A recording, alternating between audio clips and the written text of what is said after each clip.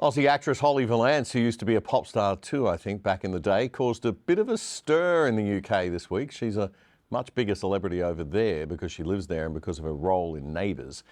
Anyway, she decided to let rip on a few pet peeves on the Conservative GB News channel this week, including criticising Australia, even though she says she loves it, for being a woke nightmare. The Australia I grew up in was unreal. It was so fun. And we didn't seem to have all these problems. There wasn't all this sort of like, the woke stuff's really gone big in Australia.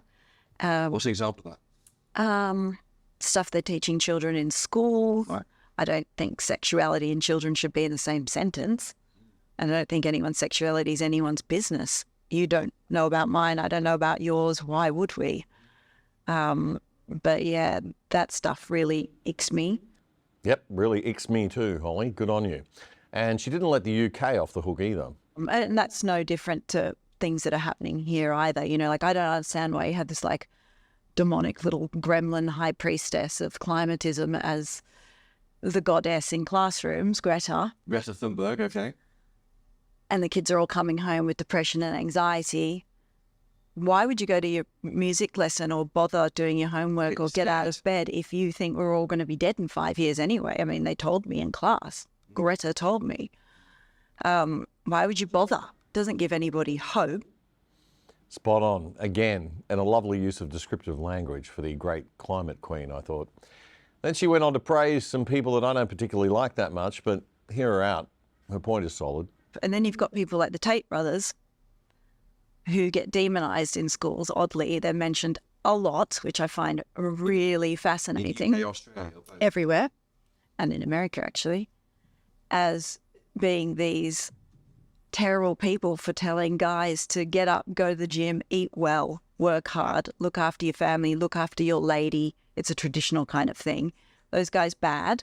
They're literally stopping guys from topping themselves. I read all the comments. I'm in my last hours. This video literally stopped me from killing myself, and suicide being the #1 cause of death for so there's a crisis of adult males under 50 in this country. That's a pretty big thing, don't you think? Yeah, it is. Why do we glorify a Greta who's, you know, odd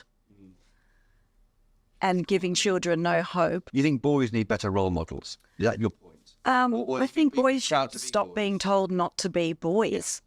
I love men. Men are my friends. A lot of my best friends are male, and I don't think they all need to put on a dress these days too. Aussie actress Holly Valance on the UK's GB News there. Yeah, I'm not a huge fan of the Tate brothers because they push a kind of tacky materialism with their messages for young men and boys, and they're facing accusations of luring women into the sex trade.